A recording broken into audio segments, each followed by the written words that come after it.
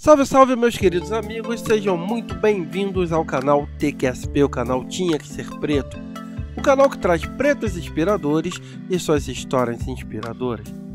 E para a gente continuar inspirando cada vez mais pessoas, a gente conta com a sua ajuda. E você se inscreva no canal, compartilhe com os amigos, ative as notificações, comentem os nossos vídeos, porque somente assim, juntos, somos muito mais fortes. Então, vamos lá e acompanhe o nosso gravado na história de hoje com mais uma história inspiradora. Vamos conhecer a história de hoje? João Francisco dos Santos, mais conhecido como Madame Satã, foi um transformista brasileiro, uma figura emblemática e um dos personagens mais representativos da vida noturna e marginal da Lapa carioca na primeira metade do século XX.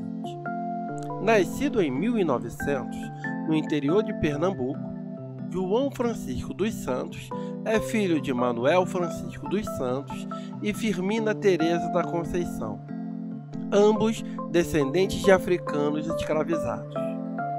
O ano do nascimento de João Francisco é um mistério.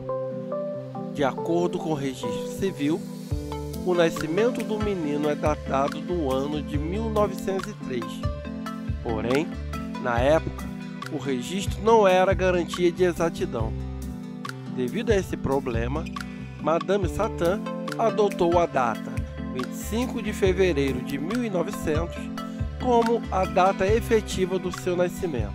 Apesar das condições de vida adversas, a família, formada por mãe, pai e 18 filhos, viveu bem durante alguns anos. Em 1907, o pai de João Francisco morreu, deixando a família em uma situação precária. Frente a esse cenário, Firmina Teresa, mãe do menino, decidiu trocar João por uma égua, para que ela, recém-viúva, tivesse como alimentar seus outros 17 filhos. Naquele tempo, quase 2 décadas após a lei da abolição, a promessa de estudo que seu comprador fez à família não vingou, e então o menino João foi feito de escravo na fazenda de seu dono. Um ano depois, em uma viagem até Itabaiana, na Paraíba, João conheceu Dona Felicidade, que convidou o menino a fugir da fazenda de Laureano, o seu comprador. Em 1908, o menino e a senhora chegaram no Rio de Janeiro, onde Dona Felicidade montou uma pensão chamada de Hotel Itabaiano. Após a abertura da pensão, o garoto começou a trabalhar para Dona Felicidade quase como um escravo. Cansado da vida que levava, João fugiu de novo. Aos 13 anos, aprendeu a conquistar a sua liberdade na marra. Criou-se na Lapa, quando o bairro vivia seus tempos áureos de boemia. Inicialmente, João morou na rua e cometeu pequenos furtos, o que acarretou em algumas prisões e surras da polícia. Tentou ser vendedor, ambulante, garçom, dormiu em caixas de feira e sonhou em ser artista. Em 1918, João começou a trabalhar como garçom na Pensão da Lapa, uma casa de tolerância da época, onde aprendeu também a cozinhar. Eventualmente, caiu na malandragem, treinado por um dos maiores nomes daquela época, Sete Coroas.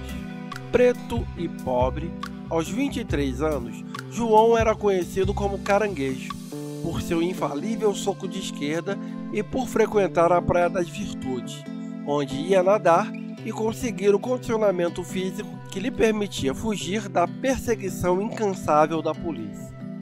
João habitou o Rio numa época pré-Stonewall, pré-HIV, antes do Brasil desenvolver seu movimento gay e, posteriormente, o movimento LGBTQIA+.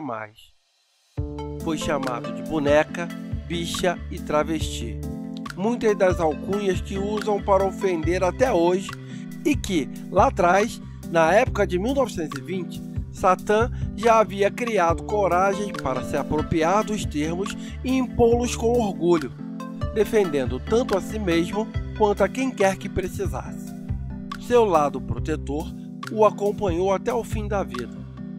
Ao longo da vida, entre uma prisão e outra, foram 26 processos que resultaram em um total de quase 28 anos de encarceramento. Em uma das tentativas de levar uma vida fora da malandragem, abriu na Lapa uma pensão para suas amigas prostitutas dormirem, no sentido mais puro da palavra, afinal, elas também mereciam um descanso. Apesar da boa intenção, a empreitada acabou lhe rendendo mais uma prisão, já que, na cabeça do delegado, uma casa com tantas prostitutas tem de ter prostituição. Satã, que foi convocado à delegacia para testemunhar, apanhou de um policial e acabou revidando. Foi inocentado pelo crime que motivou a sua convocação, mas pegou 1 ano e meio pela agressão. Aos 34 anos, Madame Satã casou-se com Maria Faisal e com ela criou e educou seus 6 filhos de criação. A primeira dos filhos a ser adotada foi Ivonete, uma criança de rua que Satã pegou para criar logo após sair da prisão de Ilha Grande. No ano de 1938, João Francisco foi convencido a participar de um concurso de fantasias no baile de carnaval promovido pelo bloco Caçadores de Viado, no Teatro República. Na época, o concurso era muito famoso, atraía turistas do Brasil e do mundo, oferecia oportunidades de trabalho para os transformistas e fornecia bons prêmios a quem concorresse.